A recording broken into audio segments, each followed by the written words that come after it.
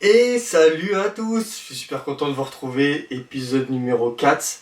Bon, pour tout vous avouer, j'avais déjà tourné 3 vidéos avant de poster la première. Donc là, c'est la 4ème vidéo, mais c'est seulement dans celle-là que je vais avoir les premiers retours. Donc pour tout vous dire, j'ai posté la première vidéo il y a quelques jours. Et je suis super content de vos retours, donc ça me donne plein de confiance et plein de nouveaux conseils également pour progresser et pour continuer cette série. Donc épisode numéro 4, j'espère que vous comprenez bien un petit peu toute la continuité de cette histoire que j'essaie de vous raconter. J'espère aussi que les derniers épisodes vous a plu, avec notamment la Coupe du Monde 58 qui est une Coupe du Monde réussie pour l'équipe de France, une 3ème place, Raymond Kopa, Juste Fontaine, la première place et la 3ème place du Ballon d'Or, c'est vraiment des performances assez extraordinaires.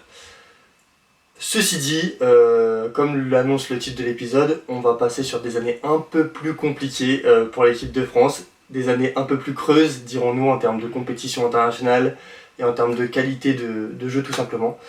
Donc j'espère vous rendre ça le plus intéressant possible. C'est parti pour l'épisode numéro 4. Semifinales, pero el primer gol que Brasil concedió en el torneo tuvo que ser de Jules Fontaine. En retrait pour Giresse, en retrait pour Giresse. Voilà, oui.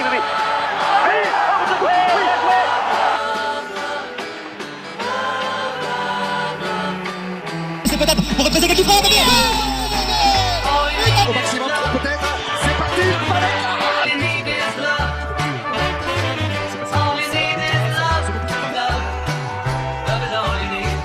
Bon, vous commencez à être habitués, évidemment, la Minute Maillot. Aujourd'hui, c'est un très beau maillot, un maillot historique pour le championnat de France plutôt que l'équipe de France de football.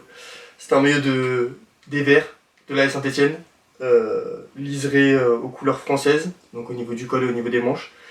Et puis ce sponsor Manu France. Donc pourquoi je l'ai mis pour cette vidéo ? Tout simplement parce que je vais en parler un petit peu, mais plus sur la fin, si vous me suivez jusqu'à la fin de la vidéo, et ça va être plutôt sympa. Évidemment, on parlera de l'épopée des Verts et d'une époque où les Verts ont dominé le championnat de France, mais également sur le terme européen. C'est un cadeau qu'on a fait à mon père pour son anniversaire, parce que c'est tout simplement son équipe préférée.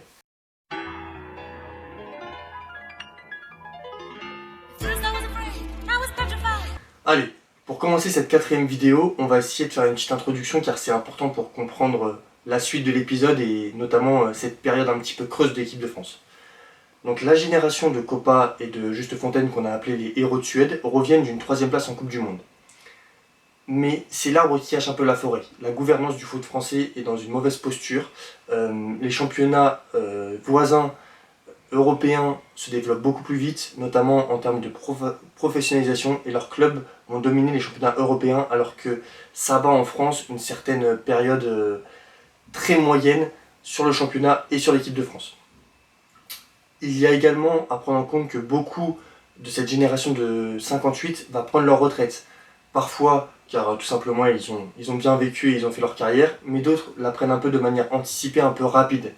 Du coup, l'équipe de France va repartir de zéro, le championnat ne se porte pas au mieux, les pays voisins se développent mieux, ont des équipes professionnelles mieux aguerries et donc des sélections tout simplement un peu meilleures.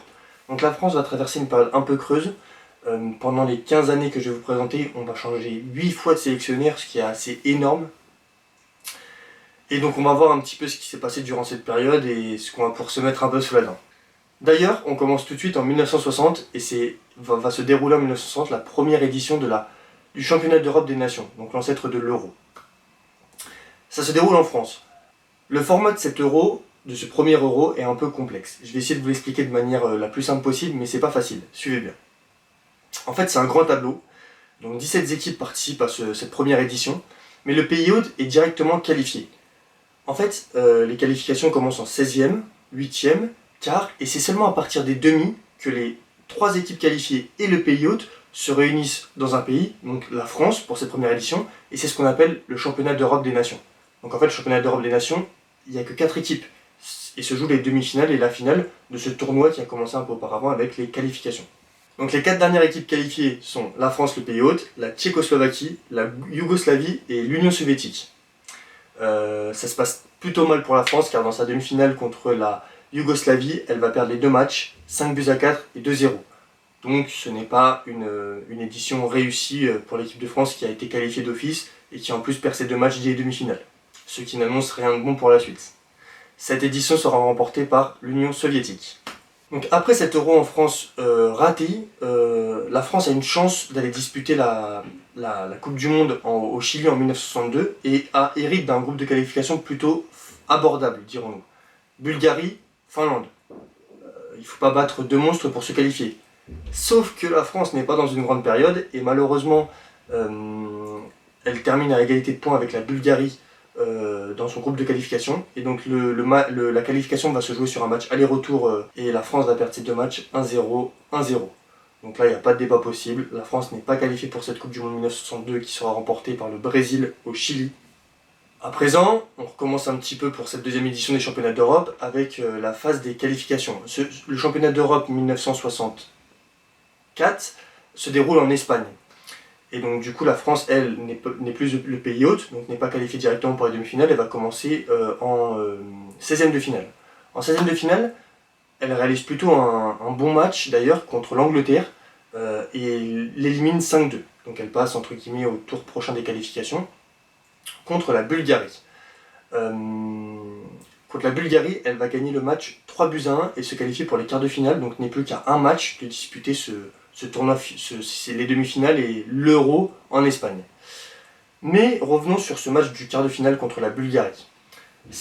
Un joueur réalise d'ailleurs un très bon match, un joueur de l'AS Saint-Etienne, et on en parlera un peu plus en détail en fin de vidéo, qui s'appelle Robert Herbin. Je reviendrai dessus, mais n'oubliez pas ce prénom. Par contre, ce match est marqué par la non-sélection de Raymond Kopa. Raymond Kopa, il a énormément de tensions avec le sélectionneur actuel et tout simplement il ne sera pas sélectionné et il ne jouera plus avec l'équipe de France. Donc ce match marque quand même un tournant dans l'histoire de l'équipe de France. Raymond Kopa, l'un des héros de 58, l'un des héros de cette équipe de France, l'un des meilleurs joueurs du monde à l'heure actuelle qui joue au Real Madrid, on l'a vu, qui a été Ballon d'Or, ne sera plus sélectionné avec l'équipe de France pour des divergences avec le coach. Et donc la France remporte quand même ce 8e de finale de qualification en championnat d'Europe contre la Bulgarie, mais disons que l'important est ailleurs, Kopa ne jouera plus avec les Bleus. D'ailleurs, ça se ressent un petit peu sur l'ambiance générale autour de cette sélection, car elle perdra au tour suivant contre la Hongrie en quart de finale et n'accédera pas aux demi-finales et donc au championnat d'Europe des Nations 1964 qui se déroule en Espagne et qui sera gagné par le pays hôte, l'Espagne. 1966, c'est la Coupe du Monde en Angleterre. Le format des qualifications a toujours changé. Je suis désolé, à chaque fois j'essaye de vous expliquer au mieux ces formats, mais ils ont tellement évolué et changé à travers le temps. Là, on est dans une poule de 4 pour se qualifier à la Coupe du Monde 66 en Angleterre. La France se retrouve dans un groupe encore une fois abordable. Yougoslavie, Luxembourg et Norvège. La France va faire un parcours d'éliminatoire très correct, 5 victoires et 1 défaite, donc elle va enfin revoir une Coupe du Monde, cette Coupe du Monde 66 en Angleterre. Malheureusement, comme on pouvait s'y attendre, autant dans les groupes de qualification qui étaient plutôt abordables, la France va se balader un petit peu, mais son niveau reste quand même très moyen, très faible par rapport aux autres nations, et d'ailleurs ça se vérifiera sur cette Coupe du Monde 66. Donc dans un groupe de 4, elle va d'abord faire un match nul contre le Mexique avant de perdre 2-1 contre l'Uruguay et de perdre 2-0 contre l'Angleterre. Le pays organisateur qui d'ailleurs gagnera cette édition de la Coupe du Monde 66. Donc pas une superbe performance et ce qui choquera beaucoup après, ce qui marquera beaucoup au terme de cette compétition, c'est que les joueurs se plaignent, notamment le capitaine Robert Herbin, on en revient encore et on en reparlera. Robert Herbin qui se plaint d'un jeu très défensif, d'un jeu frileux, on parle même de béton entre guillemets, donc un jeu basé sur la défense. Et Robert Herbin dit que lui, avec son équipe de Saint-Etienne, c'est pas du tout le jeu qu'il pratique. Et il pense qu'un autre type de jeu pourrait convenir à cette équipe de France. Mais les coachs se succèdent et n'arrivent pas à mettre un plan de jeu en place. Donc un jeu très moyen, des joueurs très moyens. C'est assez compliqué pour cette équipe de France qui a du mal à s'exprimer. On passe en 68, donc vous l'avez compris, donc s'enchaînent les Coupes du Monde tous les 4 ans et les Euros tous les 4 ans. Donc en 68, c'est un Euro qui va se dérouler en Italie. Mais 68, c'est quand même une année, je dirais pas noire pour la France, mais c'est une année de contestation. C'est une année avec des enjeux sociaux et politiques plutôt importantes. Et forcément, le football en est heurté et impacté par ces mesures et par le climat qui règne en France en 68, avec notamment ces manifestations, etc. etc. Donc du coup, ceci n'excuse pas tout, hein, mais la France, pour se qualifier au championnat d'Europe 68, va perdre dès son premier match contre la Yougoslavie 5-3. Donc elle ne participera pas au tournoi final. Et c'est l'Italie qui gagnera cet Euro 68. Et pour terminer une année bien noire en termes socioculturels et en termes de sport, donc la France ne se qualifie même pas pour l'Euro 68. Et en fin d'année, elle ne validera même pas les qualifications pour la Coupe du Monde 70 avait commencé. Et elle va perdre contre la Norvège, un match en Norvège dans un froid polaire. Elle va perdre 1-0 et ne va même pas se qualifier pour la Coupe du Monde. La France ne verra donc pas cette Coupe du Monde 70 qui se déroule au Mexique et qui sera remportée brillamment par une génération du Brésil, l'une des plus belles générations du Brésil. Il y en a eu beaucoup, mais emmenée par 5 joueurs assez extraordinaires. Didier Roustan parle souvent, Pelé, Gerson, Jairzinho, Rivellino. C'était des joueurs d'une technique et d'une habileté assez extraordinaire et qui vont éliminer cette Coupe du Monde 70 au Mexique. On passe rapidement, mais dans un nouveau format de qualification, la France ne passera même pas la phase de groupe pour se qualifier à l'Euro 72 qui se déroule en Belgique et qui sera remporté par l'Allemagne. La France dispute les qualifications pour la Coupe du Monde 74 et dans un match couperé face à l'URSS, la France va perdre 2-0. Malgré, comme le relate la une de l'équipe, un bon Marius Trésor. Marius Trésor, un nom qui va compter pour les années futures, qui est encore un jeune joueur. Mais malgré le bon match de Marius Trésor, la France va être éliminée. Le sélectionneur Georges Boulogne, peut-être c'est un nom qui vous parlera, sera démis de ses fonctions. Et donc la France ne jouera pas cette Coupe du Monde 74 qui se tiendra en Allemagne. Et malgré une équipe des Pays-Bas qui pratique un football total et la génération de Johan Cruyff, c'est l'Allemagne qui gagnera cette édition chez elle. Pour la deuxième fois, officiellement, car la première fois était en 1934, on n'en a pas trop parlé, mais parce que ça n'a pas forcément marqué les esprits, mais pour la deuxième fois, et là ça marque les esprits, la France va se tourner vers le recrutement d'un coach étranger, donc du coup pas français. Et ce coach a plutôt fière allure, c'est Stefan Kovac, qui était l'entraîneur de l'Ajax, du grand Ajax, et qui venait de gagner 2 Coupes d'Europe des clubs champions, donc 2 C1, 2 Ligue des champions. Donc malgré ce changement de coach et cette hype autour de l'équipe de France, car l'entraîneur de l'Ajax a des vraies idées de jeu, mais malheureusement n'arrive pas à la mettre en place forcément avec cette génération de joueurs, la France ne va pas se qualifier pour l'Euro 76, qui se déroulera en Tchécoslovaquie, et il me semble que c'est la Yougoslavie qui remportera son premier titre européen en 76.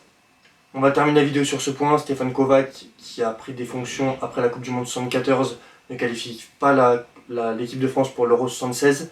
Si on reprend chronologiquement les événements, la France n'a pu disputer de compétition, donc l'Euro 68, la Coupe du Monde 70, l'Euro 72, la Coupe du Monde 74, et à présent l'Euro 76, ça commence à faire beaucoup. 5 compétitions internationales que la France n'arrive même pas à se qualifier. C'est quand même alarmant. Stefan Kovac est démis de ses fonctions. Mais une certaine génération, comme vous l'avez vu, un certain Marius Trésor commence à s'affirmer en défense. Et ce que la France ignore encore, c'est que quelques années plus tard, une année plus tard précisément, un petit joueur, un petit numéro 10, franco-italien, va être lancé dans le grand bas en équipe de France et va sûrement changer les prochaines années.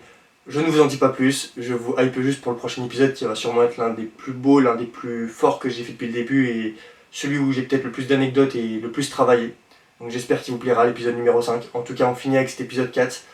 J'avais dit que j'en reparlerai, petit aparté sur Robert Herbin, joueur de l'AS Saint-Etienne, a été un joueur de l'équipe de France, plutôt important, capitaine. Et en fait Robert Herbin, dès la fin de sa carrière de joueur, en 72, il a intronisé directement entraîneur de l'AS Saint-Etienne, ce qui est plutôt rarissime. Donc à 33 ans, c'est l'un des entraîneurs les plus jeunes d'une équipe d'une équipe du championnat de France. Mais ce qu'il demande à son président, auquel il est très proche, il lui dit tu me laisses le temps de travailler sur une période de au moins 3-4 ans. Parce qu'il est conscient qu'il y a une nouvelle génération qui arrive du centre de formation, une génération qui vient de remporter la Gambardella, avec notamment Dominique Battenet, Lopez, Rocheteau qui arrive, Gérard Janvion, des joueurs qui vont, vous le verrez dans les prochains épisodes, changer un petit peu ce paysage du football français. Et donc du coup il lui demande le temps de travailler en 72 et entre guillemets c'est un bon choix de sa part et du président car le travail va payer. Et en 75-76, c'est la date sur laquelle on termine un petit peu cette vidéo, l'AS Saint-Etienne donc remporte son 3e titre d'affilée en championnat de France et va réaliser un parcours en Coupe des clubs champions en C1 magnifique et va échouer en finale contre le Bayern Munich. Ils vont perdre 2-0 avec cette fameuse finale des poteaux carrés. Donc la France du foot suit cette génération, l'épopée des Verts, d'une manière quand même très enthousiaste. D'ailleurs à leur retour, les Verts seront accueillis par le président de la République, Valéry Giscard d'Estaing, et défileront dans les fameuses coccinelles sur les Champs-Élysées. C'est quand même assez extraordinaire d'imaginer ça maintenant. Une finale perdue mais accueillie en triomphe. Donc voilà un petit peu une note qui vient adoucir la période noire de l'équipe de France. Et d'ailleurs, cette génération des Verts va remplir, une ossature va remplir l'équipe de France pour les années futures. Et vous allez voir dans le prochain épisode que ça va plutôt être intéressant. Allez, on termine là pour l'épisode 4. J'espère qu'il vous a quand même plu. La France vit des années noires, mais je vous annonce tout de suite, l'épisode 5, on va retrouver des très bonnes notes et des très bons joueurs. Je vous retrouve très vite. À bientôt!